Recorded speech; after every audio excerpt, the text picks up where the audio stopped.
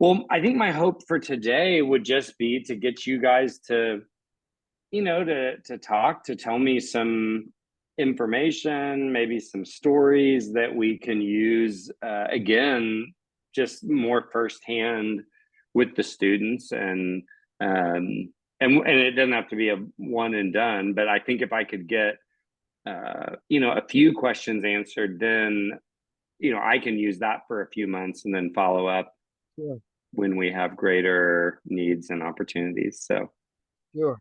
yeah. Okay. Okay. That's Well, why don't you just start by kind of just tell us a little bit about the orphanage. I don't what's it called? How many kids are there? How did they end up there? Well, we have about 60 children, and some of them are older. Yeah, we've been doing this since 2009. And so we've got, and then some of our workers have older children too. So we have most in elementary school, but we do have 4 or 5 that are in high school.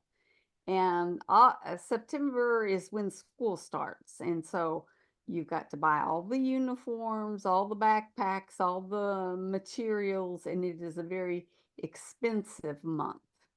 And Mm, that's when they need to pay the 3 months first rate of 3 months school fees. School fees are extremely low, but for that country, it's very high for their okay. economy. And Could you so give us a sense of, yeah, what are the school fees? What is the uniform? What are the books? What does all that cost for in September? well, I think we'd have to kind of figure that out. That's a little bit complicated. Um, when you're doing it for 60 kids, it's a lot. Yeah, yeah. yeah. And so I think we also have the mentality we use what we've got. We say, hey, this is what we've got, and this is what we can do. So as opposed to trying to meet, okay, everyone's going to get $27, we just kind of take it as it comes.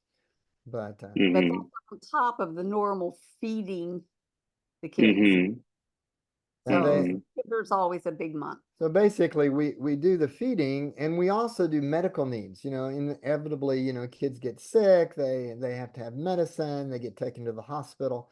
So we have medical needs that are hard to predict, and then these school fees that aren't excessive, but they are regular, and so that becomes kind of a thing. It's 11 million last year, which would be $1,300 for all the 45 kids that go to the elementary school for 3 months. Okay. That's an Okay. idea. Yeah. And what about like how much are y'all spending on books in a September ish? Is that Well, we don't actually buy the books. Josh okay? bought from Josh store, bought the books. That was a So special thing that they just so they didn't don't have. need new books this year. but they need books. They don't. Yeah. The problem is that in a third world country, you have educational systems that on the surface look like a school, but in reality, there's so very much that they don't have. Very often they have zero textbooks for the whole school, Hmm. and teachers will write up on the board things, and the kids have to write it in their little notebook, and that's the essence of what they've got. To not even mention the idea of stimulation and extra materials and things like that. Hmm. So yeah, all Hmm. of that is just very, very, very much a problem, and yet it's also a problem to get them to use that well. Oh, they're Hmm. using their books. Yeah, They well, they are really they like that. they want them and they are using Uh-huh. them. Mhm. Okay. And how Yeah. much what is the monthly just to like feed all the kids and stuff? I know you've got medical needs and things on top of that, but do you have a sense of how much the food is and stuff for a month? Well, um, we've been really trying kind of at our base, lowest to come up with $3,000 a month. And that hasn't Okay. been But that's Hmm. that's not really enough. So if we had some more than that, then that would be good. But just to kind of give you a ballpark area, um, that's kind of what we're talking about. We're also Yeah, we're also just trying to tighten up the whole process and make sure that they're getting the things that they need, but not excess in other areas that they don't need, Mm, and of course we don't control that. We're from afar, but trying to kind of make sure that all of that is well balanced is something that's mhm. so yeah. So how does um uh could you give me a sense of, how far does like a student's $5 or $10 gift go?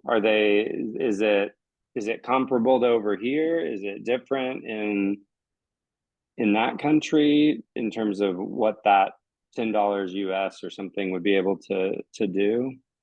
Um Yeah, so let's say school fees would be like 70,000 francs per month, which and is $9 so maybe let's just say $10 would probably take care of school fees for a month.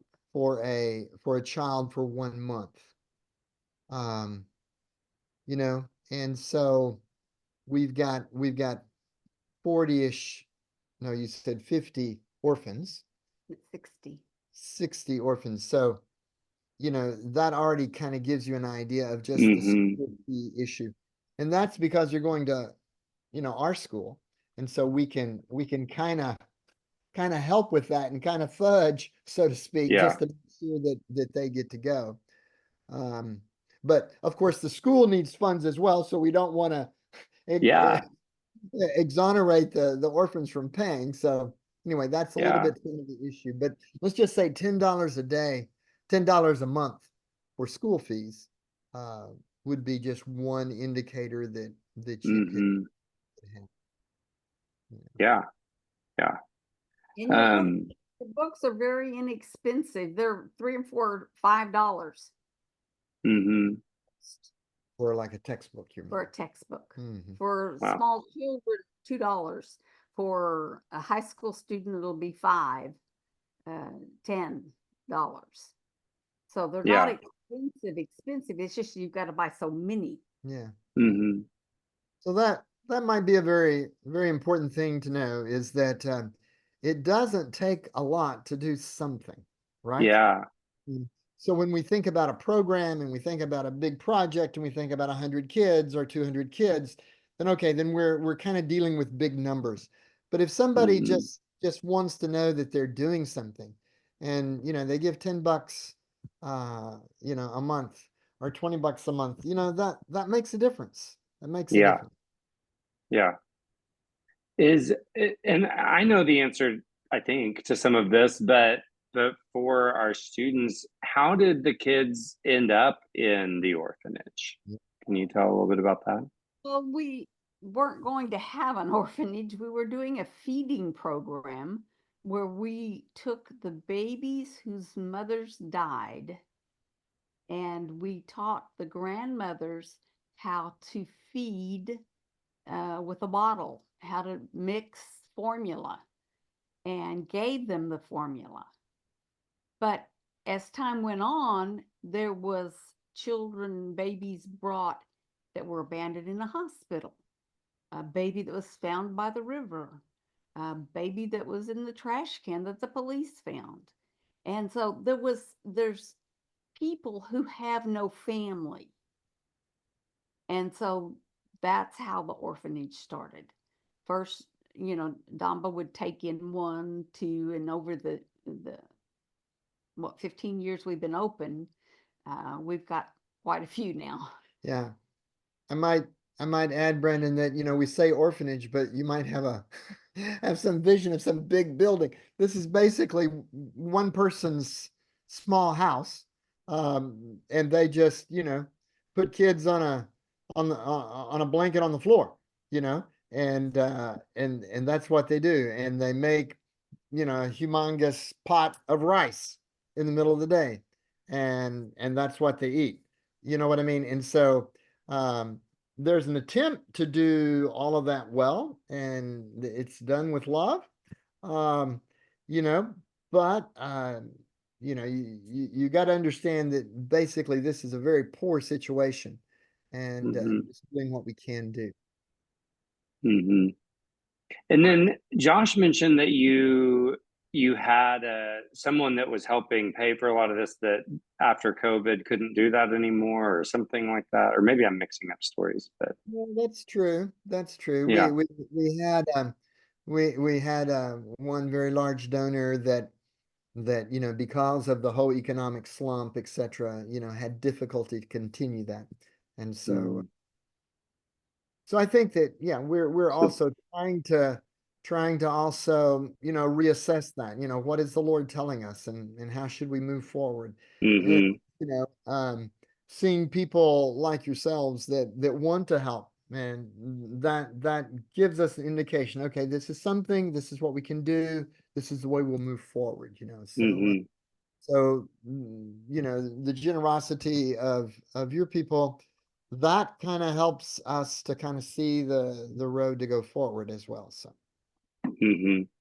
Yeah, and I think that's where we see an opportunity that, as we were praying about opportunities to be generous and to learn to be generous, and then we heard about this need from, through people that we know well and have had long-term relationships with. It was exciting to me that, yeah, maybe the Lord was sure. opening a door there to partnership. So Mhm. Yep. yeah. Mhm. Um is let me make sure I've got my stories. Um Yeah, I mean, I guess, are there any just specific stories you would want to tell? Like a story of, I don't know, something that's exciting to you, energizing to you, whether from Well, the beginning or lately or. let me tell us a story from my perspective that's a little bit different from Estel's perspective. Um, we would go and visit certain people, and there was this one man that came to us with his, I don't know how old the boy was, maybe 14, something like that, and and he was talking about how his son had done well in school and had passed and so forth, and he was all clearly excited and clearly very thankful, to my wife for all that she had done. And so when we walked away from that, I said, "So, honey, tell me the story about that," because I didn't really know. I didn't really know this guy, But Estel, of course, knows all the details of all these stories.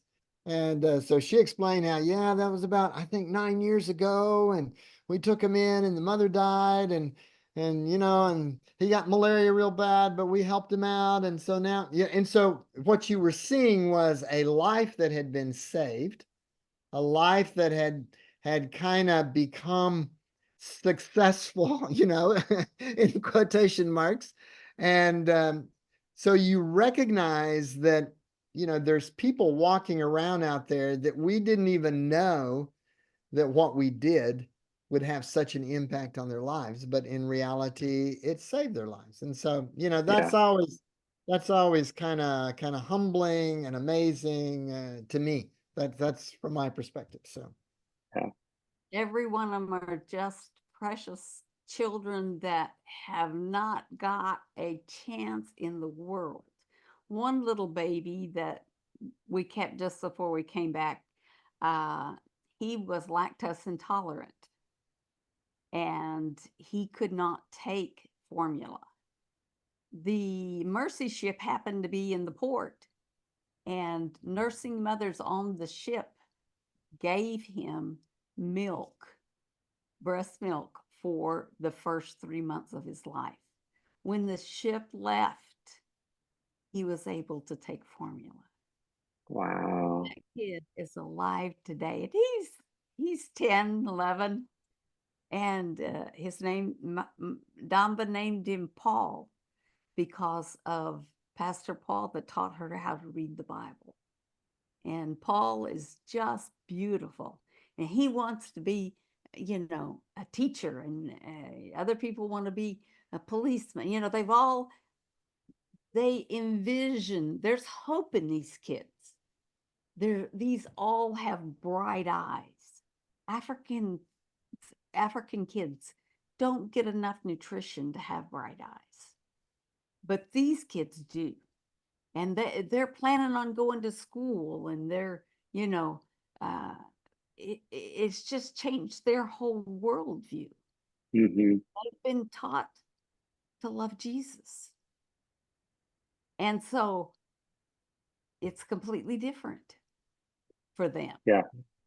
It's completely different for them.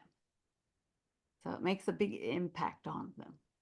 Yeah. And that's the reason Damba wanted to take them in and not let them be adopted, so that she could train them up to be Christians and to remain in the country.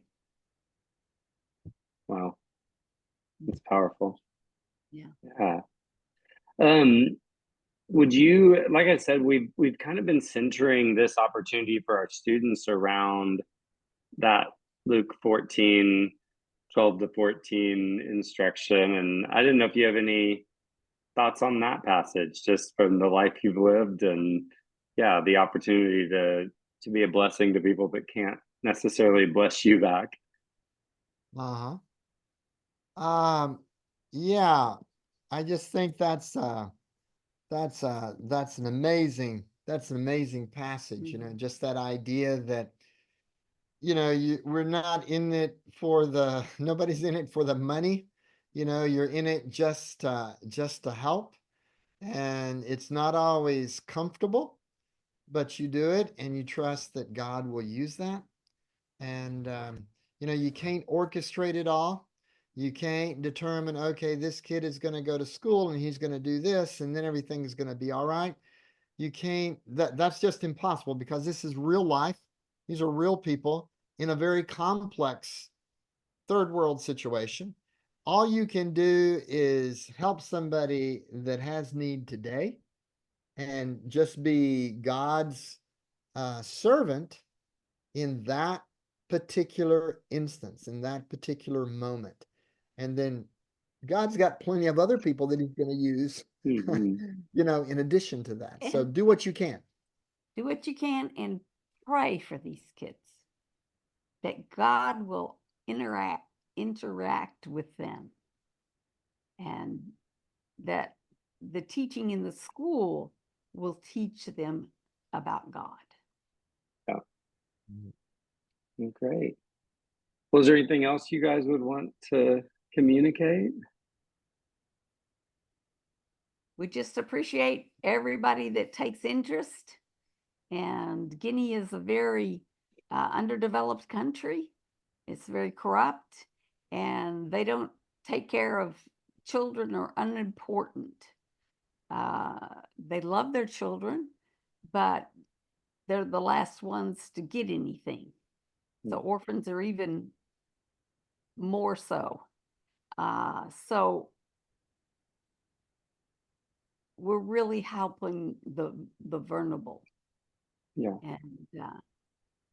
And they realize that they're special, because they're special and God loves them.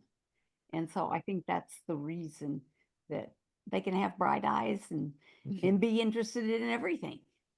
Yeah. And sing the song, I love my school, I love my school, I love my school. Yeah. You know, they have joy. Yeah. Well, I just want to thank you guys for seeing a need and stepping in. I just think that's how kingdom work always starts, and it looks small, but God sees For how sure. it grows, and yeah, it's just, that's so significant and We would have powerful. never dreamed it would go as big as it is. Yeah. Yeah. Yeah. Well, it's just each life is precious, and I don't know. I think our challenge over here in the West is we think everything can be scaled up, and you lose a lot when you try and do for 10,000, you know, instead Yeah. of 60. And I just think it's Yeah. so significant. So yeah. All right. Well, thanks for spending time with me. It's so great to get to You talk to you too. guys. Yeah, good Thank to talk to you. you. And yeah, keep us posted and Yep, we we'll do will. the same. Let us know if you need to need some more info or need an Yeah, update. for sure. For sure. I'll be in touch. So, Be glad to help in any way. There's 500 kids in the school, okay. Okay. and there's not just the orphans that can't. Mhm. It's in a very poor area. And so if and when we could make a scholarship fund for other kids, it'd be great too. That's just another Yeah. idea. When we get the Yeah. orphan taken care of, then, uh, having that little bit of extra Yeah. to help the kids that get, if they can't pay, sooner or later, they're gonna have to be kicked out Yeah. in order to be able to pay the teachers. Hmm. And so a scholarship fund would be great. Okay. No, that's great. That's great. I'll be talking to our team and see Okay. what we can do. Yeah. Well, We thank you, appreciate you Brandon. guys. Appreciate Thank you. you. Appreciate you. And you go ahead and greet the family, the church family for us. Yeah. We appreciate it all and think that what you're doing is great. So just hang in there. Okay. All right. Bye, guys. Bye Bye-bye. bye. God bless you.